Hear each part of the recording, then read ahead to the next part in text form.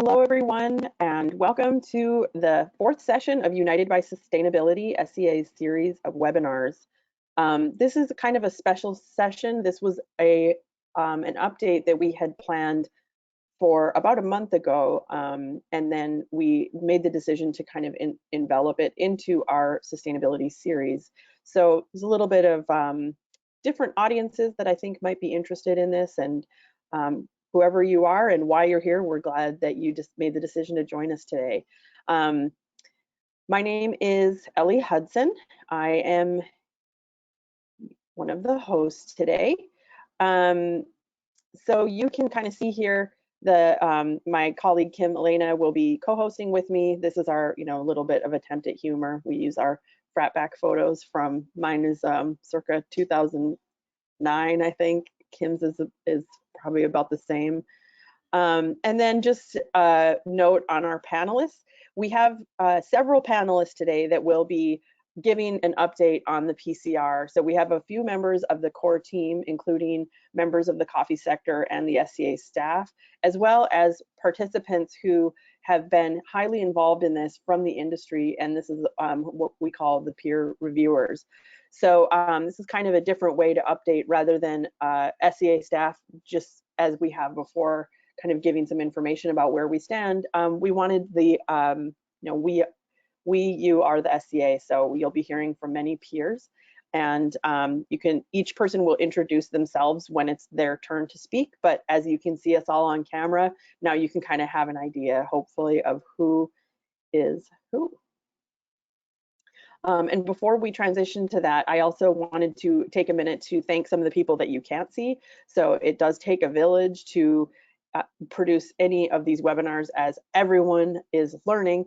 I just wanted to say a special thanks to some of the SCA staff who have been either working in the background or working to produce this webinar ahead of time. Julie Hausch, Sierra Hatcher, Pernilla Gard, Elena Ionescu, and Danny Pinnell in particular. So thank you all.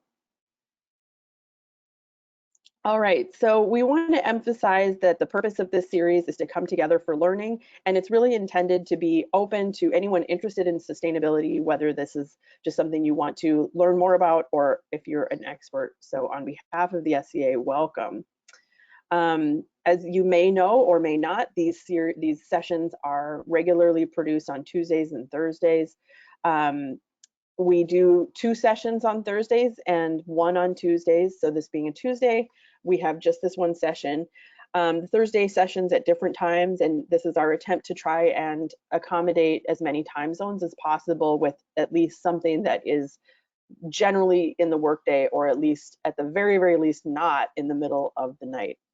We always start with a brief update on anything that SCA wants to point to share with you about COVID-19. And so I will just mention that we have a community contributed page that has really the best up-to-the-minute updates of all different aspects of how this affects coffee professionals in the coffee sector.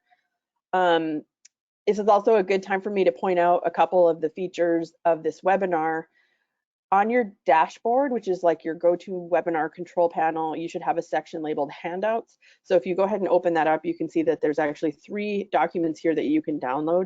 There's the coffee barometer from 2018, which Juan Pablo will be talking about a little bit later. And then this is the next document is the Pcr recommendations.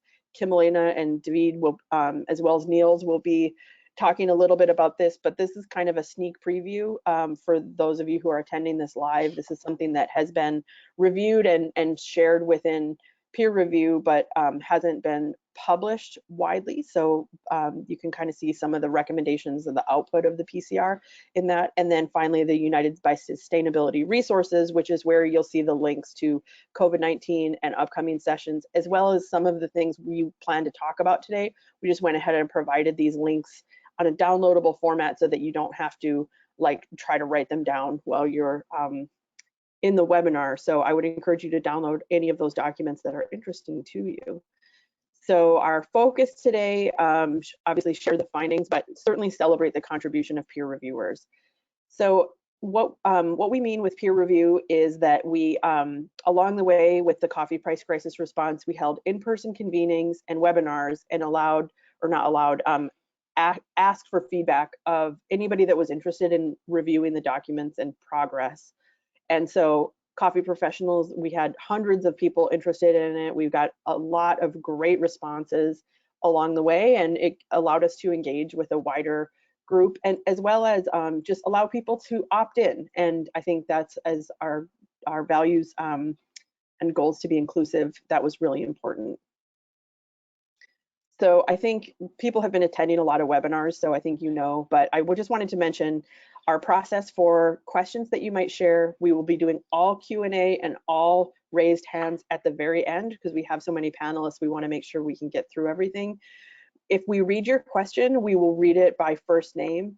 So we'll say, David said blah, blah, blah, blah, blah, whether it's a question or a comment. If you don't want us to do that, please just mention that, and we'll just say this person is anonymous. And then when we'll be doing some polling, and the polls are confidential, so that doesn't share what your response is. It shares a percentage as a percentage of what the whole group of all the attendees here are voting. So this is just a little bit of a summary of the 5 sections that you and when you will be hearing from our various panelists.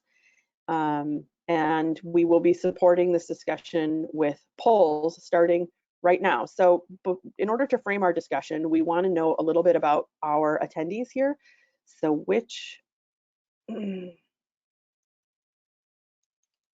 we want to know how familiar you are with the work of the PCR. So you can choose more than one. I'll give a, this will be open for about a minute or two. And again, your responses are confidential. You can vote for more than one.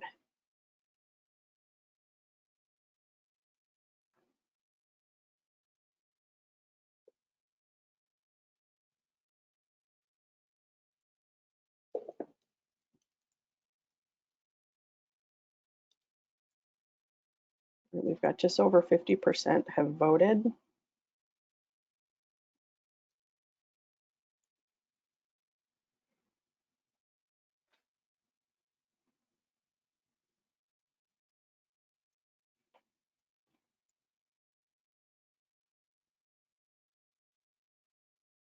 We were just over 75%. So I think I'll leave this open for about another 10 seconds. 81%. Thank you.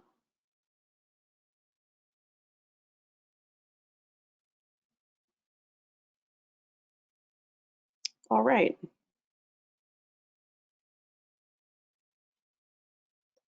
So it looks like most over half are attending a PCR event for the first time. It's fantastic. Welcome. And the second most vote getting is about having attended one or more of our previous webinars. Okay, thank you, everybody.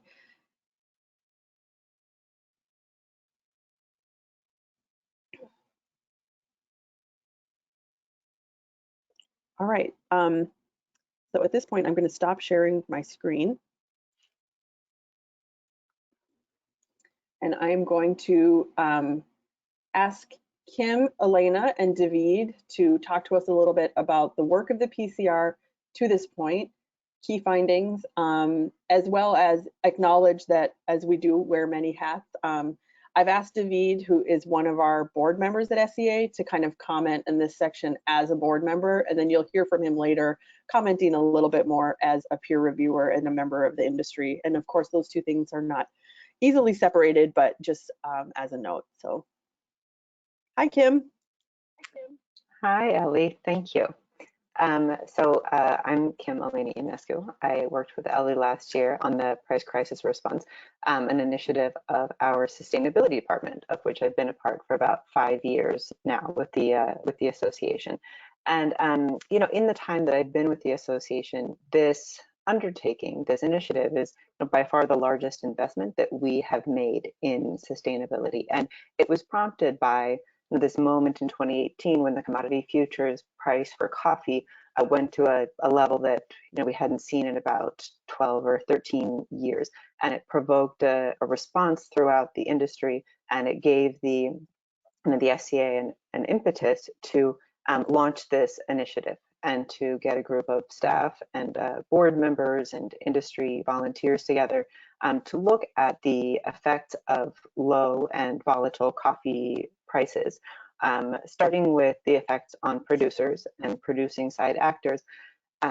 Certainly that had been something that was seen as a threat for some time already by that point. It wasn't brand new in 2018, but we started there, and then also recognized that those impacts would not only be felt on the production side, but also on the consumption side, further down the value chain or the value stream.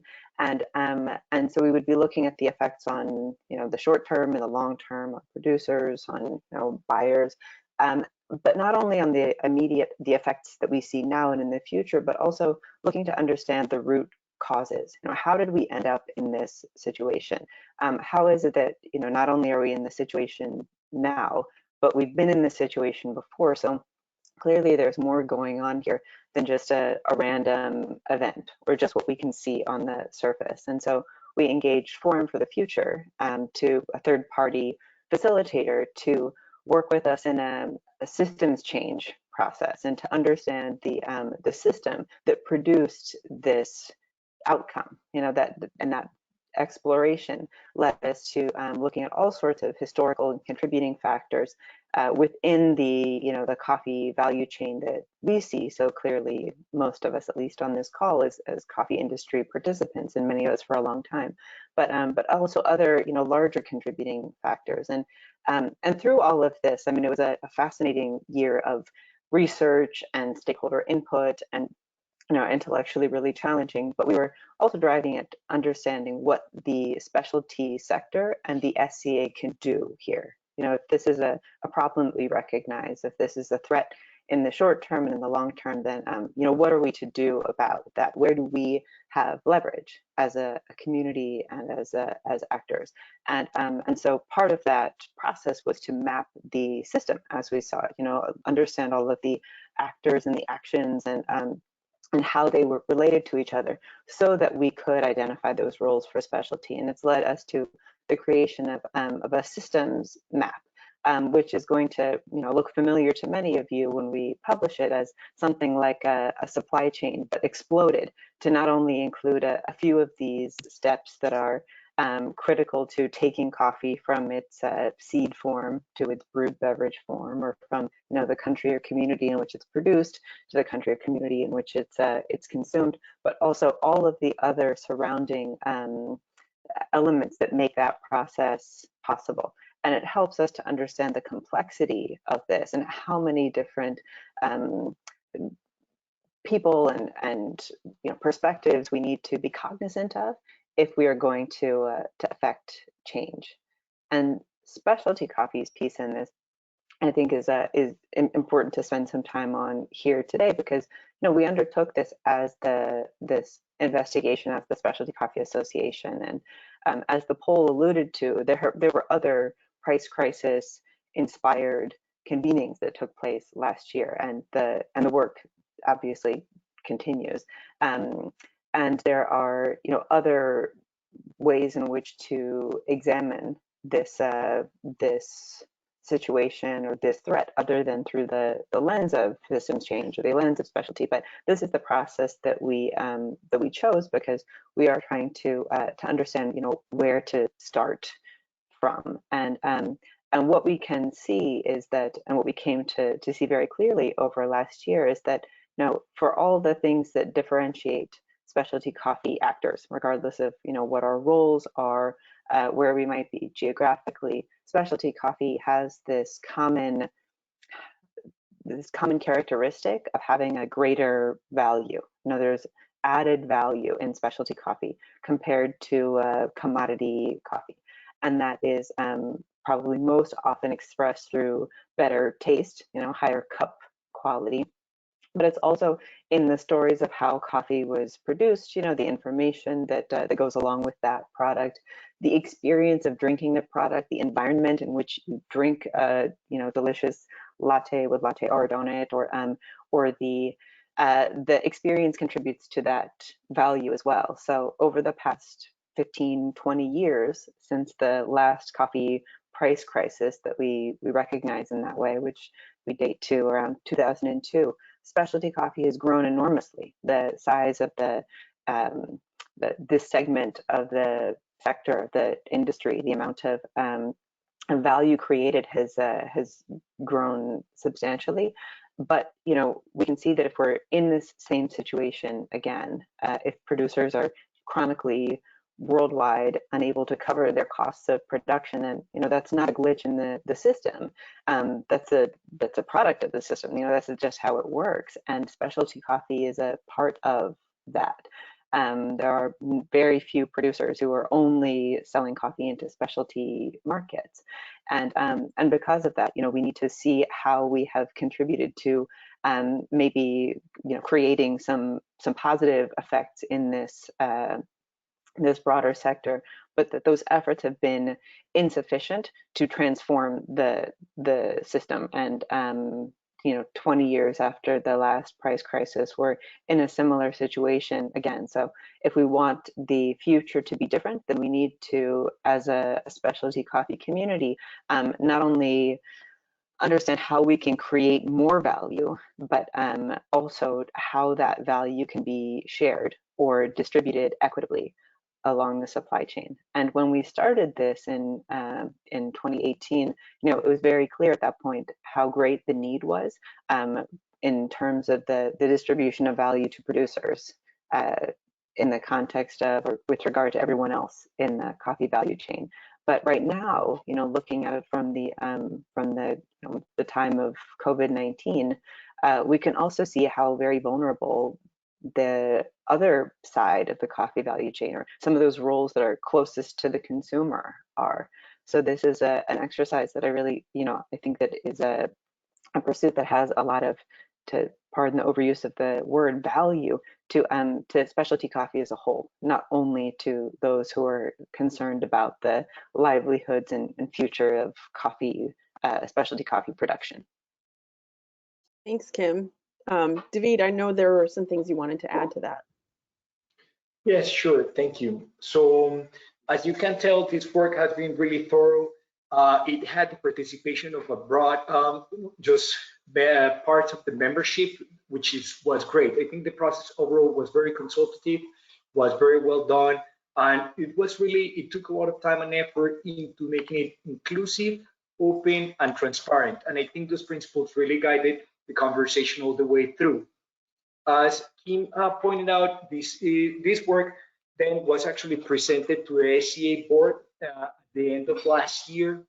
The board approved this actually to be part of the 5-year strategic plan for the association.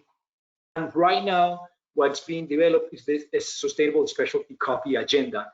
Again, this is an initiative that is being led by the staff, Kim, Ellie, and you know, the SCA staff, but then it also has the support of the board.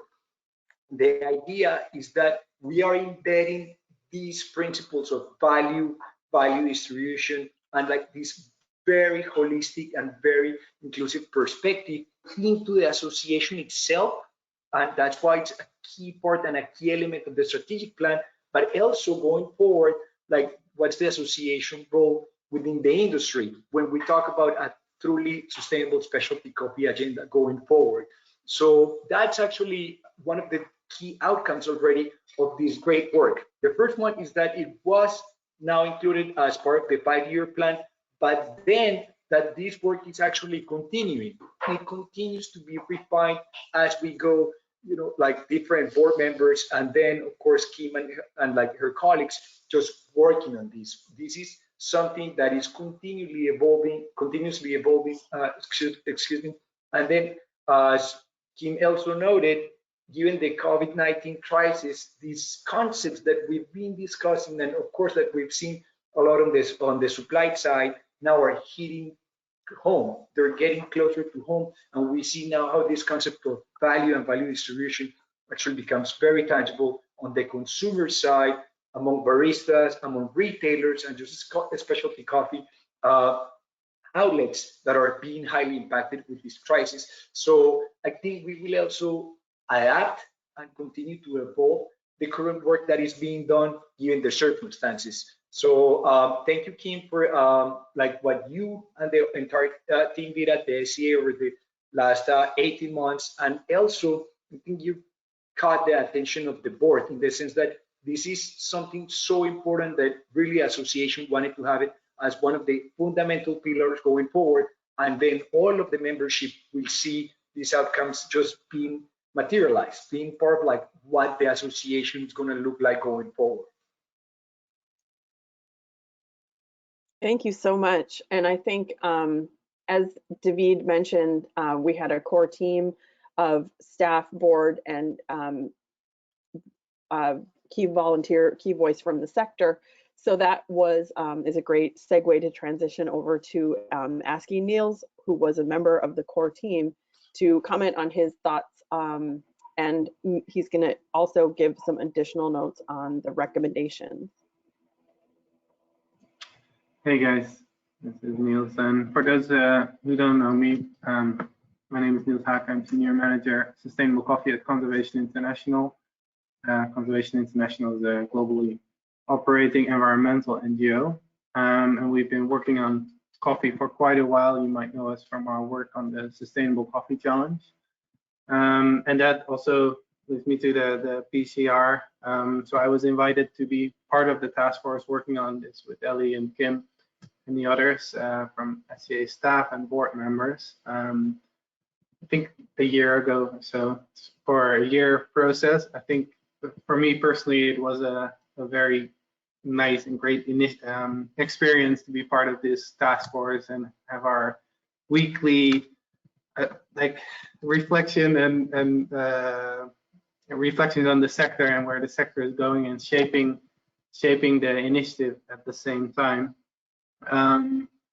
So I guess from my personally, as the only non-SCA board member or staff member in the task force, I try to be a bit of that outsider view on the task force, so outside SCA, and trying to link with existing initiatives in the sector, such as the Sustainable Coffee Challenge, but also some of the efforts of the International Coffee Organization or the Global Coffee Program, to kind of see how do we make sure we leverage on and build on what's already out there, and have a unique focus. And I think the PCR had a very particular focus in terms of really trying to get at some of the root causes of this crisis. And just building up what Kim also said, I think where as a task force, we tried to balance a lot of, on the one hand, finding those root causes, and on the other hand, also identifying some of those non-regrets and recommendations for industry actors to take. And that was at times very challenging, to be honest. We definitely throughout the process with the events and the peer review, I found it really striking how many new voices we were able to bring to the table. As David also pointed to, it was a very inclusive process. Being in a lot of sustainability conferences and workshops, it always often feels like preaching to the choir. It's the same set of people, and with the PCR process and engaging a lot of the SCA membership, I definitely saw a new set of voices and a new set of ideas being brought to the table, which is was very eye-opening, and definitely enriched the whole process. I think in terms of what we ran into in a lot of the research as well, is that a lot of looking at value distribution and buying practices in supply chains and all of that, this is quite uncharted territory for a lot of sectors. It's not that there's another commodity sector similar to coffee out there that doesn't have these challenges. It's not that cocoa has everything sorted out, or bananas or tea. And there are similar challenges we see in these issues and in these sectors.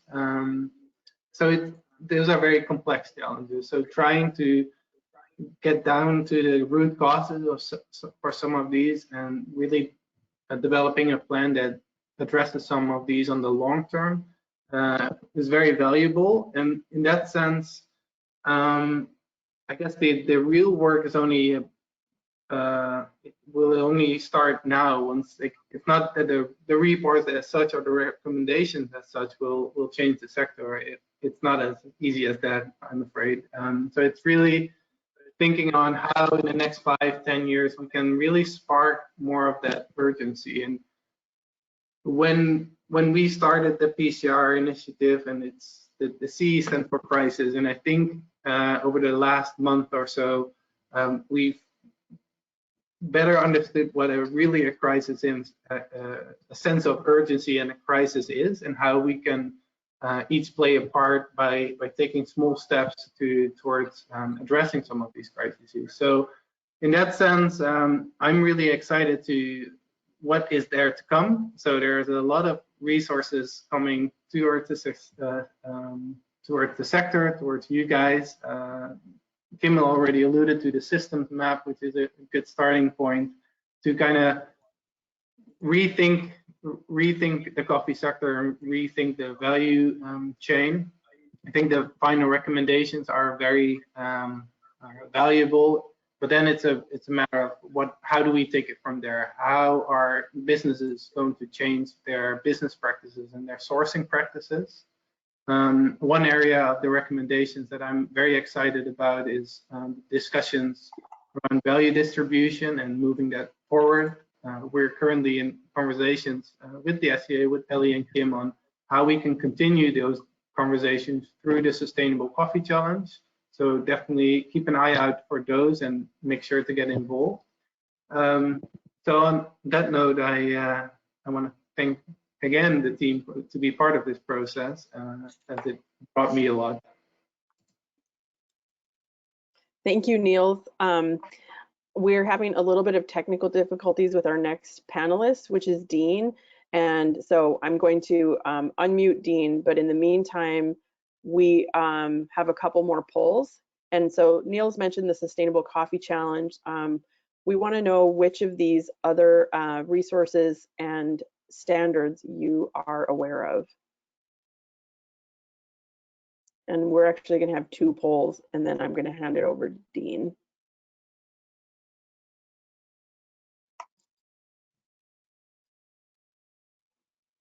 And again, these are confidential. You saw how the first one was. This is another one where you can choose more than one. And if the answer is none, then you just won't be voting. So we might have a slightly lower percentage. It limits me to 5 choices. So.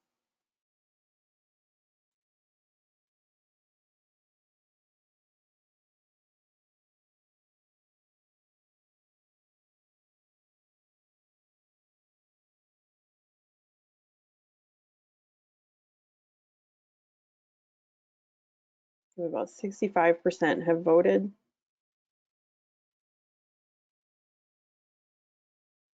And close to 70. Leave it open for another 10 seconds.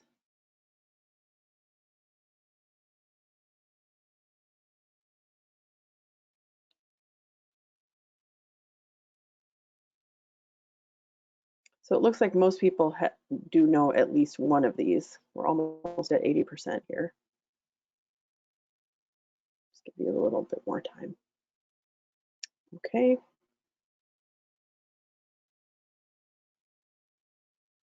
Give our panelists a chance to review this. So maybe you're only aware of the Sustainable Coffee Challenge because Niels just mentioned it, but I don't think that's what you mean. This is a multi-stakeholder initiative that has done a lot of work recently, especially like in the last couple of years, with collaborating with SCA and many other strong organizations in specialty coffee and the coffee sector. SDGs, World Coffee Producers Forum, Transaction Guide, and the Living Income Movement, in that order. Okay. Now, shifting gears a little bit, I think that we really struggled as the COVID-19 crisis emerged, how we wanted to balance the need with continuing to interact with and update our community and hear from you, but also acknowledging that this pandemic was taking such serious toll on many coffee businesses. And in the meantime, also, we were very aware that sustainability issues in general, and certainly the coffee price crisis, it doesn't go away because of a global health pandemic. It just, sort of maybe changes focus. Maybe there's opportunities. Maybe it's harder to get attention. We don't know. None of us do. But we thought we would also just ask our attendees here to give us a sense of how the price crisis has impacted your business.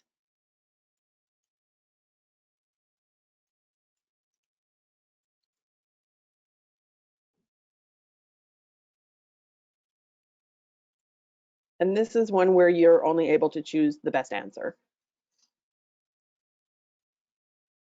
So thank you. I can see the votes coming in quickly.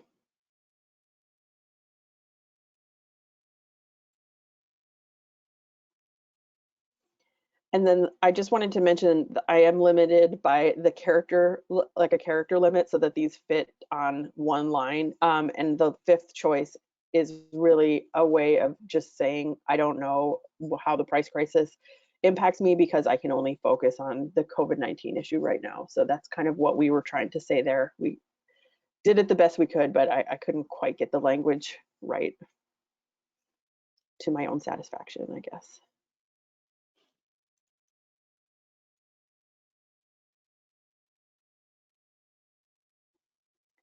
Right, we're getting close to 80% again. I'll leave it open for another 10 seconds.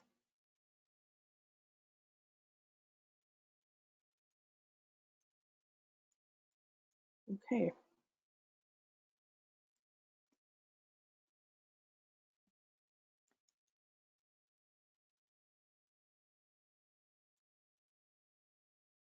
All right, I'm just going to share these results without comment.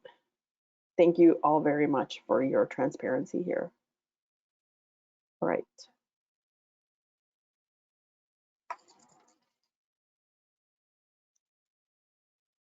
Dean, are you there? Can you hear me? Yes. Awesome. So following on Niels' comments as well as these two polls, I was hoping that you could summarize a little bit about what you had shared and some of the key takeaways that you had as a peer reviewer in participating in the PCR.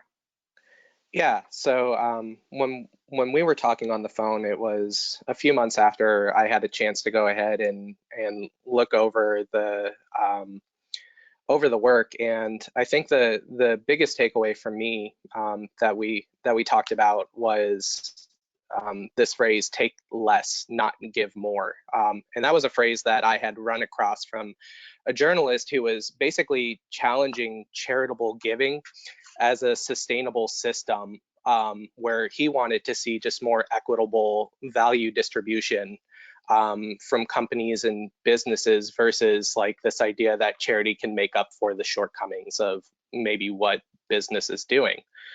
And I think some of the highlights for me were just really honing in on the important power dynamics of basically like our inherited post-colonial legacy, and that it's looking through the lens of a systems change instead of, I think what Kim had mentioned was a glitch in the system, or this is a one-time thing. For me, I think from some of the readings that I have done from different academics, whether it's political economy, sociology, or anthropology, to be a little more cyclical versus like a one-time event. And so I think kind of what this work has laid out is, how do we shift power from the global north to the south instead of just shifting from one different type of power to another? And I think that's the other thing that kind of struck me, honestly, with working with this team was I found, honestly, everyone really open to the critiques that I had to the piece, and just seeing how open and transparent everyone has been. And Dean, you were not part of the core team. You're not on the SCA board. Can you remind us of who you are? Yeah, I'm basically, I was a peer reviewer. I live in Kansas City. I work with an importing company, Ally Coffee, and I'm the senior account manager. Thank you so much. No problem. A couple folks have already alluded to this idea of the coffee system and the coffee system map being inadequate, and the exercise of system mapping was a key driver for the PCR as a project, and certainly like really reevaluating the coffee system and trying to produce a map that more accurately reflects all of the different dynamics. So I'm going to ask Juan Pablo to reflect a little bit on the system map and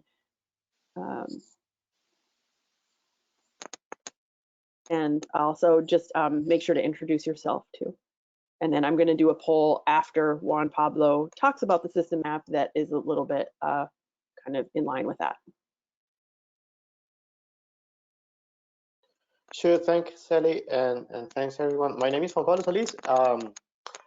I'm Costa Rican. I live in San Jose, and I'm the Safe Platform Manager. Safe, just very quickly, is a multi-stakeholder initiative similar to many of all these multi-stakeholder initiatives that has faced in the last years.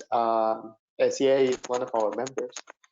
And going back to the system map, well, there were two things that I really appreciate about this whole process. One was the inclusivity, and the other one was the creativity. Let me go back to what Kim was saying a little bit.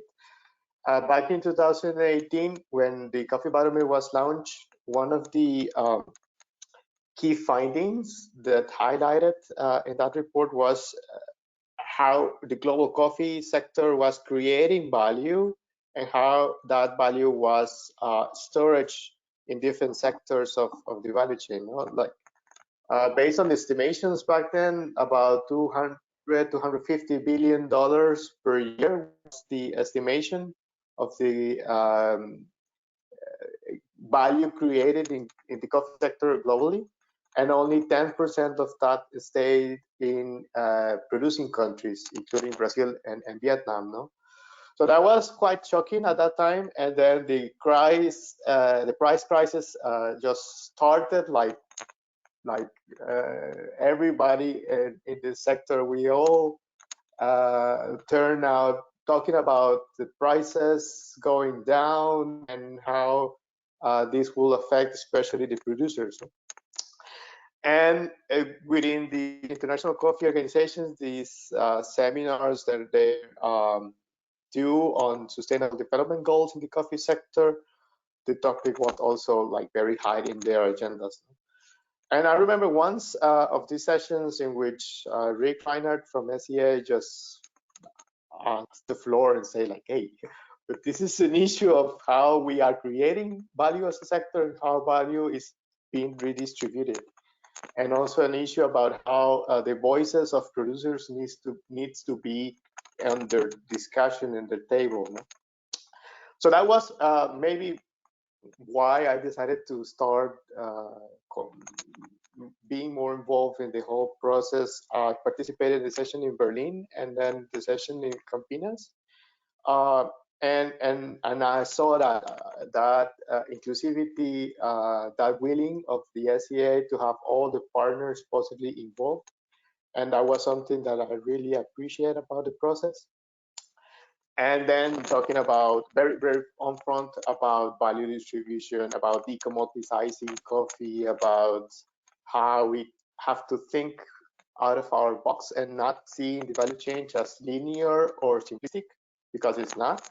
It requires a more systemic view and having the voices of other actors, on all the actors possible inside. And when you go back, hopefully most of you will review the document that you have shared.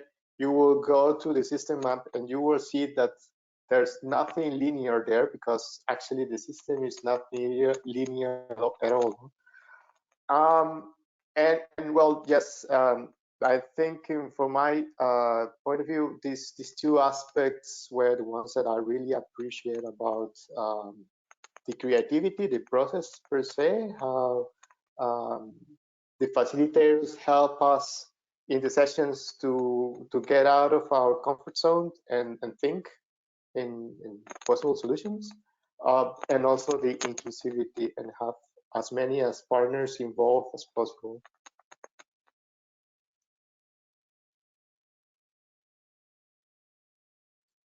Thank you so much. So let's map the system here, shall we?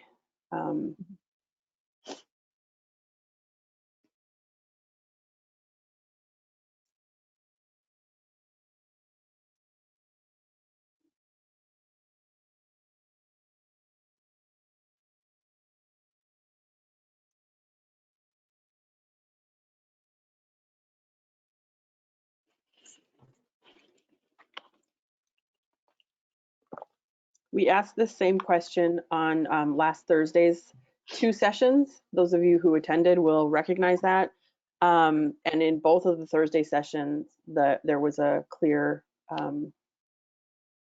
trend, which is different than the community that's joined us today. Can already see it. All right, 79%. Give it another 10 seconds. And again, if none of these apply to you, please just don't vote.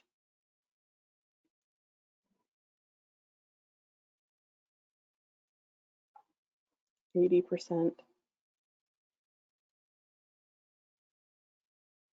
Okay.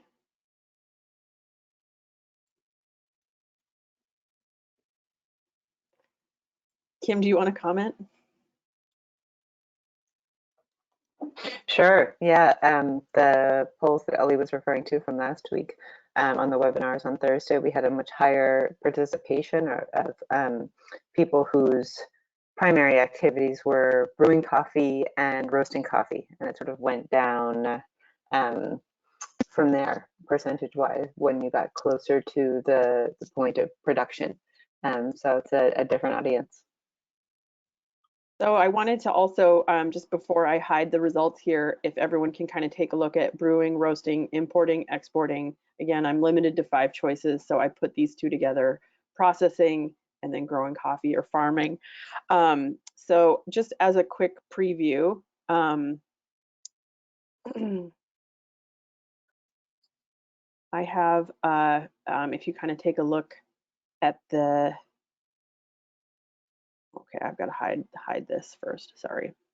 Just a little technical issue here, okay? So you'll recognize that same list, hopefully. It's not.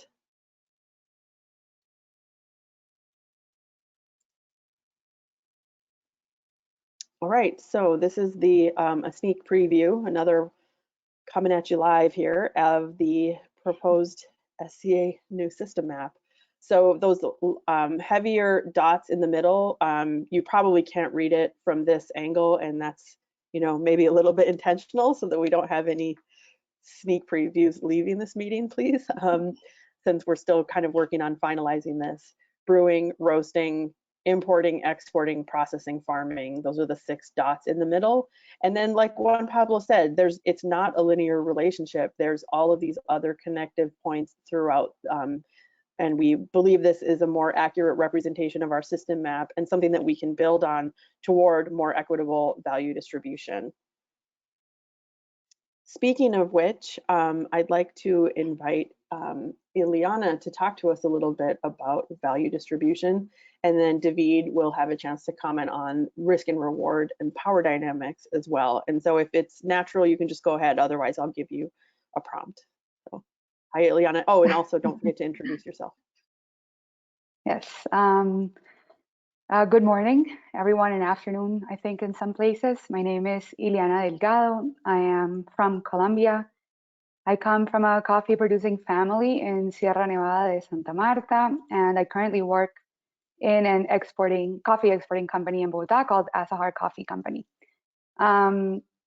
Just a little background: when I was first called to be a peer reviewer for this initiative, I thought it was very interesting. I thought it was also very challenging to try to understand as a peer what this initiative should be, but also as a person, what I wanted it to be, and also constantly thinking about my father, what my father would want this to be as well.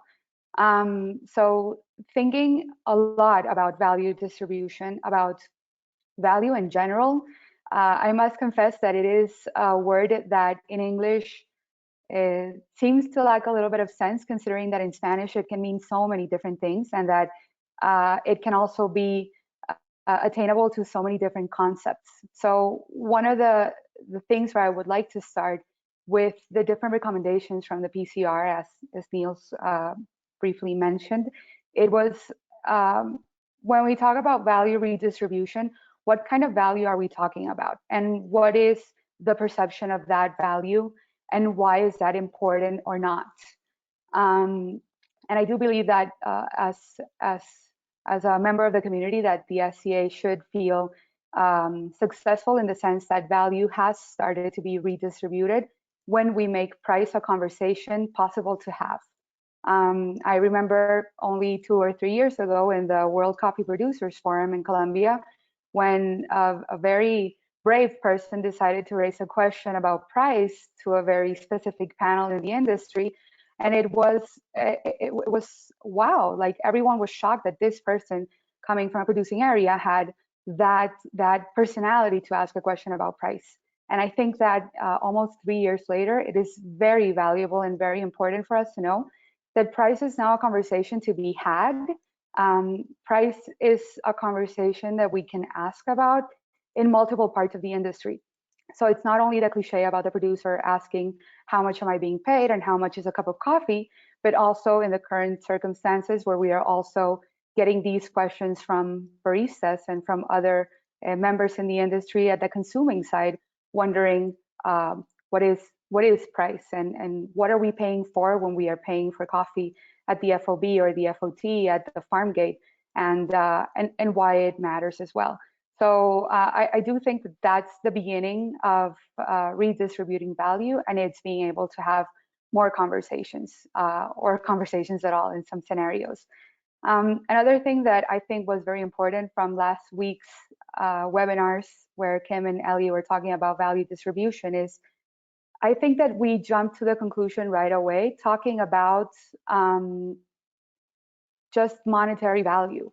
So like Dean very eloquently mentioned, it's not about giving more necessarily. It's sometimes about taking less, or about reevaluating what we are taking, and also asking ourselves if we really need all of that in those distributions of different parts of the industry that you showed in those graphs.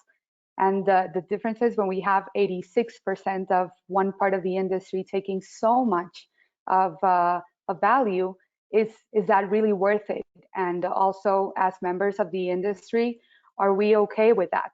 And I think that we also have to be fair in saying that we can be okay with that. But the question is, are we at all? And are we asking this question? So aside from monetary value, which I think it's pretty obvious for all of us, yes, in some cases we do have to pay more. Many initiatives worldwide have already stated that coffee is being produced worldwide under the poverty lines. We don't have certainty about true living incomes for producers in many different countries. And in the countries where we do have cost of production, we are not entirely sure if that cost of production is relevant when we are talking about the specialty coffee industry and all of our requirements and demands as specialty coffee industry professionals as well. So I do want to bring into the conversation that there's value in the kind of relationships that we have, not only with our producers, but also in the relationships that we have with our importers and with our exporters, with our processors. And basically, I'm talking about trust. So when we are able to trust our relationships, it also gives value. And as we have been able to see in the last almost 40 years of the successful specialty coffee industry, when these relationships are based on trust, there is value, and almost as a result, there is a difference in the distribution of monetary value. And we know specific cases of farmers that have been very successful due to the specialty coffee industry. Competitions have also been able to shine a bright light on relationships that are built on trust and that also result in a redistribution of value, where in the end we are all equals. And when we're all equal, then we all share the value that not necessarily we deserve, but the value that we have earned from the relationship. I also believe from value redistribution that the price crisis response initiative brings a very interesting challenge to coffee industry professionals as people. So while I am the daughter of a producer, and while I am an employee at an exporter, and I am a licensed coffee grower, I am also a person that right now is faced with the challenge of a mindset shift, a collective mindset shift. So I think that here the challenge is really, as professionals, are we willing to accept that challenge? And are we actually willing to do something about wanting to change our mindset? When we talk about taking less, are we willing to take less? And what does taking less represent for us, for our companies, for our families, for our future plans? And I think that this worldwide pandemic leaves us all in a very interesting equal playing field, because while producers have been for, let's say, plus 50 years dwindling in uncertainty, right now the entire world is faced with an uncertainty that we don't know how to truly map or how to truly approach. And I think that the challenge for us in that uncertainty is trying to, for the first time in some cases, understanding what uncertainty means, and maybe trying to relate those thoughts to the uncertainties that a lot of the people involved in the producing side experience year after year. For example, seasonal hunger, for example, seasonal cash flows. And when we're talking about having a more resilient coffee producing community, is there something more resilient than living with that year after year?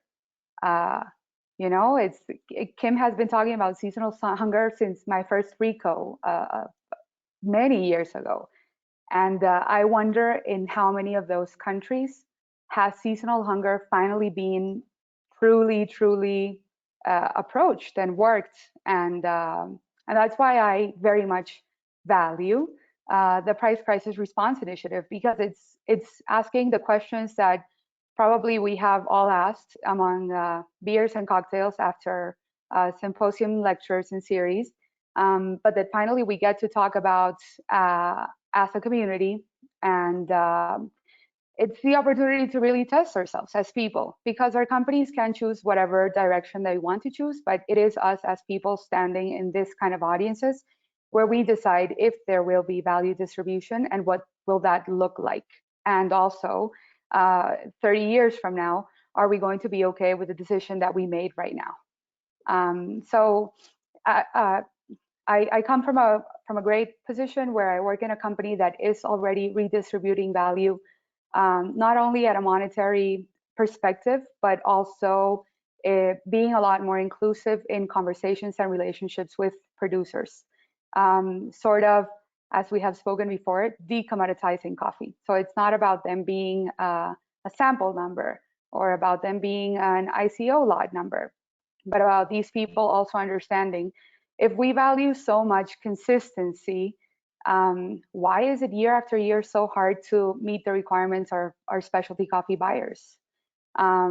So last year we were talking about naturals, and then this year they want me to do honeys, and the next time I want to do what are we really doing to understand this value, and what are the decisions that we are making today that are make us going to still feel valuable in 10 years or 20 years or 30 years, whenever we decide to make that mind shift.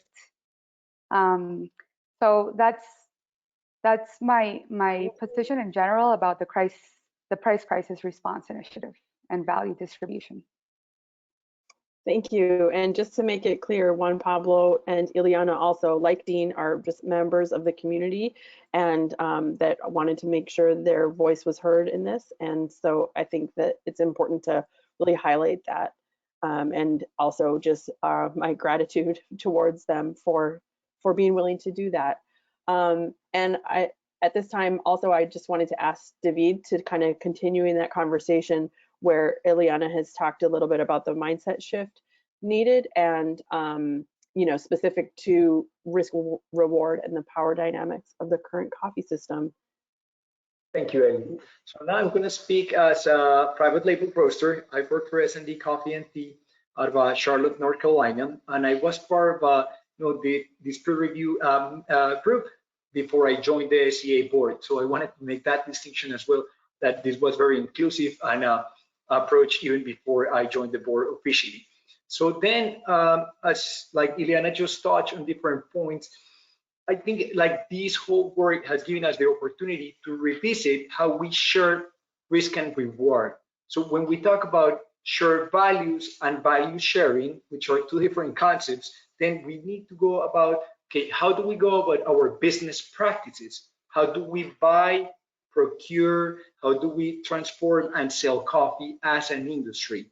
So I think this, especially the map, but more so the entire PCR work, has allowed us to rethink how we see risk and reward, how we also think about the power dynamics of the current system. And then my invitation to everyone here would be to first actually take a look at the PCR, the document that was posted and shared here with the final outcomes and recommendations. There are 5 very specific strategies that speak to that. And I would like to invite each and all of you to just go through this very quick document and ask yourself, how do I apply those concepts into my business? How can I actually just change the way I go about just dealing with coffee in a different way that may help me be more equitable and be more transparent, for instance? So for me personally, I think this initiative is giving us the opportunity just to innovate, present different business models that actually just bring more tools to the entire value chain. And then like that, we see and we think and we question ourselves how we distribute power and risk in a more equitable way throughout the value chain. There's a lot of great examples regarding price risk management, long-term contracts, the power of like how that changed the relationship between the buyer and the farmers, so the cooperatives. Then, of course, the relationships would have been part of the industry, and they were kind of like one of the outcomes of the previous crisis, but that are still like a very core element in the specialty coffee sector. And then also tools like transparency, and in particular nowadays, blockchain technologies that are just driving this need for greater like supply chain transparency. Consumers want to know more where their like products come from, who grew them, why, where. They want to just connect further, and this COVID crisis is actually making further emphasis on that one point. So the big question there is, yes, we want more transparency and like just like supply chains to be global and to be really close together, and everyone's talking to each other and seeing everything that is happening. But the big question is like, why? How can we actually just improve or leverage this transparency to drive and share risk and rewards more equitably? By that, I'm saying specifically, how can we actually just share value and drive value in a different way to enhance transparency? So I would invite also everyone to just think of ways, how can we actually just think and discover, present different price discovery mechanisms. like quality. I mean, tasting coffee, you know, the curator protocol, the SCAA back then, copying standards, all that actually open up a full suite of value that was there and that was not being shared, not being captured by the farmers. Now we have to think how can like different business model tools like blockchain, for just to give one example, how all those tools can actually generate and help discover and like just increase the value, and then that just gives us a different way to just assign a price for a product.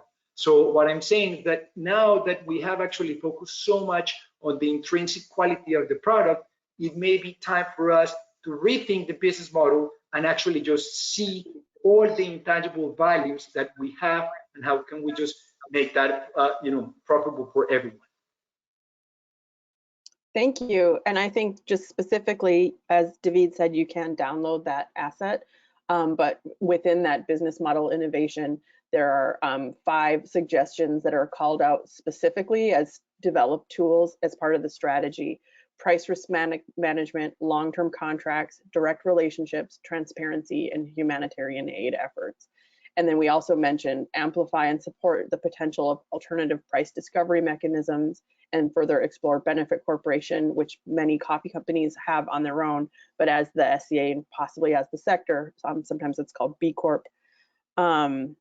It is the top of the hour. It's actually 1 minute after, so we don't have a lot of time, but I'm really happy that we were able to get through everything.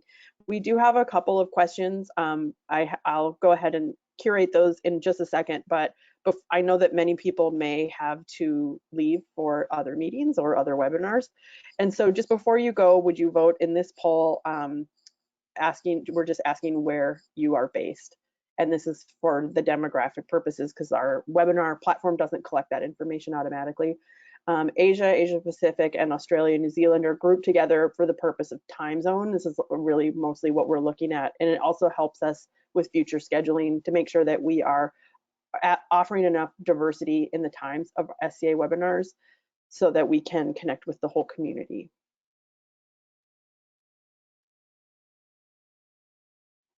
Right, the votes are coming in here.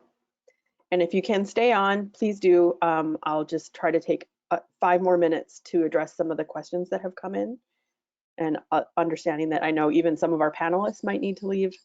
So you can go ahead and do that without feeling rude. But if you can stay for another 5 minutes, I think I would appreciate it. And so would our community. All right, votes are still coming in, 90%. I don't want to cut anyone off. So another 10 seconds.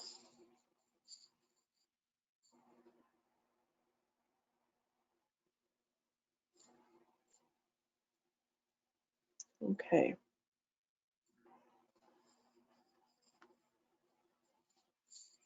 I think some of this is a reflection of the time of day. And for those in the Asia Pacific, Australia, New Zealand, Europe, Middle East, and Africa, we welcome you to join us on Thursday for a live session that starts at 3 a.m. Pacific time. It's a little bit more favorable for those geographies. But as what might expect for a webinar at this time, about over 3/4 are in North and South America. Thank you, everyone. Okay, so we do have a question. So this question is from Marcio asking, and Iliana did kind of address this. This came in before she was speaking, so I know that you'll hear this and understand that some of this was addressed by Iliana. Are you considering the price crisis and overall strategies in several initiatives just focusing on roasters, coffee shops, baristas in the first world? And that's in quotes. Are you working in your vision to support producers in developing countries which are having a hard time since a long time ago? I'm asking because it seems everybody wants to help and support producers, but the truth is it is not seen. And then we also had Niels attempted to address that as well, just sort of within the context in the writing. So I'll just read that response from Niels. I think this is a good question. I think this question comes back to what we found in some of the research. No shortage on well-intended CSR project. That's oh my God, corporate social responsibility. Corporate. And projects, but the sector needs more fundamental systemic changes to business models and the way that value is perceived. So just really quickly, Niels or Iliana, maybe if you want, do you have anything you wanted to add to that? No, I think actually David also in his answers alluded to it. I think that's what we tried to get at the core of a lot of the discussions, to how do we go beyond like the way money is distributed in this supply chain towards really reimagining value within the sector, and also looking at beyond monetary value, looking at the value that land has, that nature has, and how do we put a price to that and recognize that as well, rather than like moving away from the extractive nature that coffee kind of has, and history that it has. Yeah, I wanted to add that I think that a lot of the price crisis response initiative topics and the final recommendations are not just for us to have between consuming parties and producing parties, but these are also conversations that exporters can have or should have with co-ops and co-ops with producers and mills and washing stations and drying stations across the entire world. So I do hope also from the producer side that this is not only a conversation that is supposed to be had between roasters and producers, but that this is also conversations that we should all have in our producing countries as well, because it is definitely not a crisis that is only generated by imports and exports. This is also a crisis that has been somehow enabled, with all due respect, by a lot of the parties in producing countries as well. And I think even within companies, is this idea of equitable distribution of value, that we looked at this coming through through the lens of commodity futures prices for coffee, but the same principles apply even within the functioning of a company, no matter where you are in that value chain. So it could be within a cooperative, or within an importing business, or within a roasting company, or within a a retail shop. That that it's not only between actors that those sort of power dynamics exist, and that there might be instances where the value that's being generated isn't being adequately rewarded. And sometimes that reward is financial, but sometimes that reward is, you've talked about trust, we've talked about other sources of value, recognition of some kind, So yeah, I think there's potential there for anyone in coffee. Yeah, thanks, Iliana and Kim. And if I may jump in just to add on that, I think it's really important that we just kind of like revisit the entire ecosystem. So we oftentimes fall into that discussion like between the, it's like on one side the farmer and then on the other side the roaster or retailer. And I think what this crisis is also showing, and even the like both the price crisis and then also the COVID crisis, is that we are all in this together.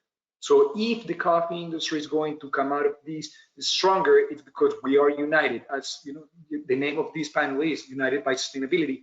We need to kind of like shift our mindset between us and them, or them and us. I mean, those kind of like taking sides, or those type of like different groups, it doesn't really help to evolve the conversation. I think we need just think more about like the overall business dynamics and the ecosystem where we can generate value for the entire system and for the entire industry, regardless you're linking that one particular part of the value chain. Thank you. And I really appreciate everyone staying on. Most of the attendees were able to stay, but as it is kind of coming up to 10 minutes past, I wanted to go ahead and close.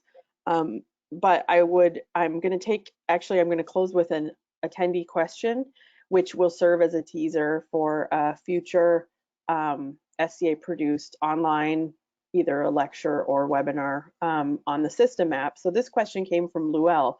Thank you so much. I absolutely love the contributions of all the panelists. I agree. I have one question though. How did creating a more inclusive systems map contribute to a better understanding of the root causes of the pricing crisis? So that is a great question, and I think it'll be something that we will be addressing in another session, because that question and the connection between those two things is worthy of that much further exploration. So we're glad that you kind of went there, because that's exactly where the research and the study and all the collaboration and feedback led us to as well, and we're very excited to share that with you. We also had a question about the PCR recommendations and whether it was available in Spanish. Not yet. So I just wanted to make sure you saw that we did see those questions. So with that, I wanted to thank all of our panelists so much for coming to this session and being open with your own perspectives and sharing of your knowledge and expertise. And thank you to the rest of the SCA staff. And certainly thank you to all of our attendees for joining us, whether you're here live or watching on a recording in the future. So we invite you to join us again on Thursday. You can always see the next webinars for our United by Sustainability series and the other webinar series happening at the SCA at sca.coffee/news anytime. So with that, I'm going to go ahead and sign off and wish you all a great rest of your day, rest of your week. Thank you. Thank you. Bye-bye. Bye. Thanks.